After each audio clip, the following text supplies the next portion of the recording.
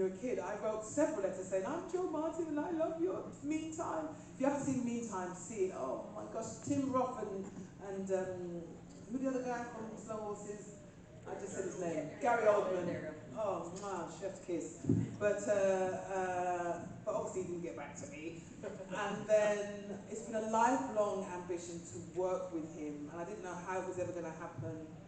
And then my friend Marianne, who's the lead in the film, was doing it, and they needed a couple of characters to play, a couple of actors to play these characters, which were quite intense. And she mentioned me, so I have to give my thanks to Marianne. And he'd never heard of me. And he was like, oh, let her come in and have a meet. And what he asked you to do is to develop 3 characters. Even though you don't know what the story is, I don't know what's going on, I had to develop 3 characters and walk in a room with 3 characters and talk about these 3 characters and what they were to me and how they moved and give a little example of them. And one of the characters I did, the first he went, that's the one. He goes, go no further. He said, let's do that. Do that character and we're going to explore her. And that was that. And I was there doing, I cannot tell you what it was like. It's just a dream come true. It's like, I've been so lucky. I have to touch wood. Any wood anywhere? Let me touch your head. Yeah, it was a dream, and that came out this year. Yeah, it came out early this year, and I'm really proud of that work, and I love the character. And working with Mike Lee, my God, what a joy! What a joy! Thanks, that's a great question. Along the wall here. Sorry for kind of ridiculous question, but you said that you have cats, but you like dogs. So do you want cats or do you? No, I grew up with both. No, I love them both. And actually, we don't have a cat at the moment because the last cat died. Crystal passed, and we not had the strength to replace. No, not replace. She can never be replaced. But to get another cat, we haven't done it yet. But I think we will, because we walk on the street, we're like cat freaks. Hello, little cat. The distribution system might find you eventually.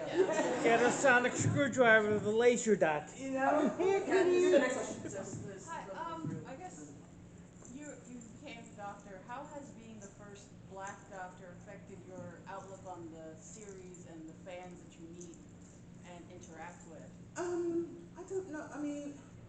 I tell you what. When it was about to be aired, the producers had said to me, "Oh, you're gonna get like when Jodie was revealed." They said there's gonna be a lot of backlash, and maybe I should come off social media because people might be really insulting. Yeah. And I'm quite sensitive, so I was like, "You ain't gonna tell me twice. I'll come off." I was like, "Oh God, no." And then friends and family were screenshotting all these lovely things that people were saying and saying, "But look at this, look at this." So I went back on my social media.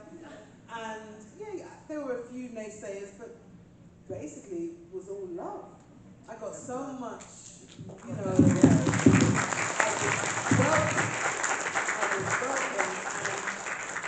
And what happens now is, because Whovians are everywhere, you guys. And I can almost recognize you before, any job I go, there'll be a couple of Whovians. Or when I'm on a plane, there's a Whovian. I'm in Costco, I'm in Tesco, I'm in whatever. Because we come from all walks of life, from air hostess to pilots, to teachers, to doctors, to nurses. We come. So I meet people. I met a DOP the other day, a director of photography, and the way he was looking at me, there's a certain look. I was like, he's a bloody idiot. And then after 3 days of shooting, he just sort of slid up and he goes, "How are you doing, doctor?" All right, great. I want to take 2 more questions and then we have to wrap up. So, first question here. The horn you ripped off the Jadoon, did you get to keep that and put it on the mantle? I didn't want it. Those nasty Jadoons. I didn't want it. All right, very last question. Could have sold it on eBay. Oh God, yeah, I should have. Can you be my manager? Your last question. You are such a badass. Thank you. Thank you.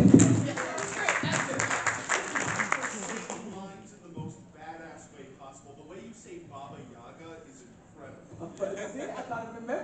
Yeah. Is there a line, be it fugitive or in your career, that sticks out to you where you read that and you were like, I can't believe I get that moment?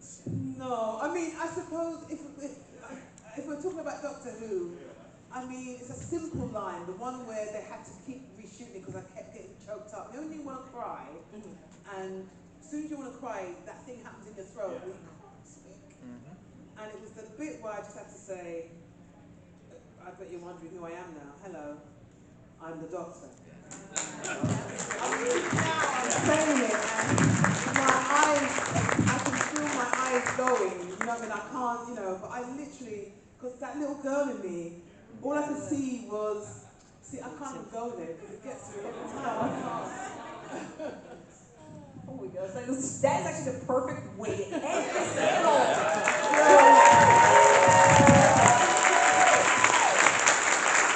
Thank you all so much for tuning in. Stay happy if you want to